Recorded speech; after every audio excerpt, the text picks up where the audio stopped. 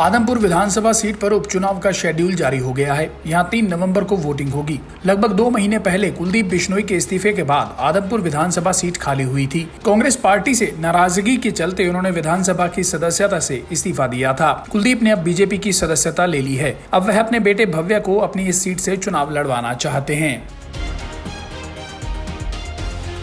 आदमपुर उपचुनाव को लेकर 7 अक्टूबर को गजट नोटिफिकेशन जारी किया जाएगा। इसके बाद 14 तक नामांकन होंगे। 15 अक्टूबर को नामांकन पत्रों की पड़ताल होगी। 17 अक्टूबर को नाम वापस लेने की लास्ट डेट तय की गई है। 3 नवंबर मंगलवार को मतदान होगा। 6 नवंबर को मतगणना होगी। 8 नवंबर को पूरी चुनाव प्रक्रिया खत्म हो जाएगी। आदमपुर विधानसभा सीट का उपचुनाव कुलदीप बिश्नोई की प्रतिष्ठा का सवाल होगा। बिश्नोई ने भाजपा उम्मीदवार सोनाली फोगाट को हराकर यह सीट जीती थी। फिर भाजपा में शामिल होने से पहले इस्तीफा दे दिया। वह कांग्रेस छोड़कर भाजपा में शामिल हुए। इसके बाद वे चुनाव हारी सोनाली फोगाट से भी मिले। उसके कुछ दिन बाद सोनाली का मर्डर हो गया। हालांकि बड़ा सवाल यह जरूर है कि कुलदीप बिश्नोई खुद लड़ेंगे या उनका बेटा चुनाव लड़ेगा।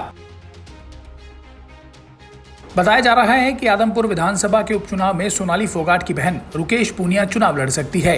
हाल ही में हिसार की जाट धर्मशाला में हुई सर्वखाप महापंचायत में उन्होंने इस बात के संकेत दिए थे। उनके पति ने इसकी पुष्टि की थी कि अभी पार्टी तय नहीं, लेकिन रुकेश चुनाव जरूर लड़ेगी। सोनाली फोगाट की राजनीतिक विरासत उनकी बहन को सौंपी गई है, जिस पर सोनाली की बेटी यशोधरा ने भी सहमति जताई थी। हिसार की जाट धर्मशाला में हुई सर्वखाप महापंचायत में सोनाली की बेटी यशोधरा ने अपनी मौसी रुकेश पूनिया को मां की राजनीतिक विरासत सौंपने की घोषणा की थी। यशोधरा ने कहा कि वह अभी नाबालिग है और उसकी मौसी रुकेश उसकी शुभचिंतक है, इसलिए वह अपनी मां की राजनीतिक विरासत उसे सौंपती हैं। ऐसे में सोनाली परिवार और खासकर उनकी बेटी के साथ लोगों की सहानुभूति का फायदा भी रुकेश पूनिया को मिल सकता है। आपको बता दें कि हरियाणा की इस आदमपुर विधानसभा सीट पर पूर्व सीएम भजन लाल का कब्जा रहा है। वर्ष 1968 से लेकर 2022 तक इस सीट पर उन्हीं के परिवार के सदस्यों को जीत हासिल हुई है। 1968 से लेकर 1982 तक भजन लाल आदमपुर सीट से विधायक रहे। इसके बाद 1987 में उनकी पत्नी जसमा देवी बिश्नोई ने कांग्रेस के प्रत्याशी के रूप में चुनाव लड़ा और जीत दर्ज की। 1991 में फिर चुनाव हुए और भजन लाल ने जीत दर्ज की। इसके बाद वह इस सीट से 2005 तक विधायक रहे। 2009 में उनकी बहू और कुलदीप बिश्नोई की पत्नी रेणुका बिश्नोई इस सीट से विधायक बनी।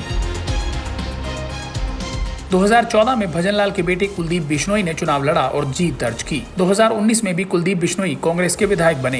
हालांकि अब वे इस्तीफा देकर भाजपा में शामिल हो चुके हैं। वहीं उपचुनाव की घोषणा का कुलदीप बिश्नोई ने ट्वीट कर स्वागत किया। उन्होंने लिखा कि उपचुनाव की घोषणा का स्वागत है। इंतजार की घड़ियां खत्म हुई। एक बार फिर से आदमपुर का मुकाबला विरोधियों से होगा और हमेशा की तरह जीत आदमपुर की होगी। वहीं आपको बता दें कि इस उपचुनाव में हरियाणा में आम आदमी पार्टी भी अब अपना वजूद तलाशने जुट गई है। आम आदमी पार्टी की ओर से भी कैंडिडेट इस चुनाव में नजर आएगा।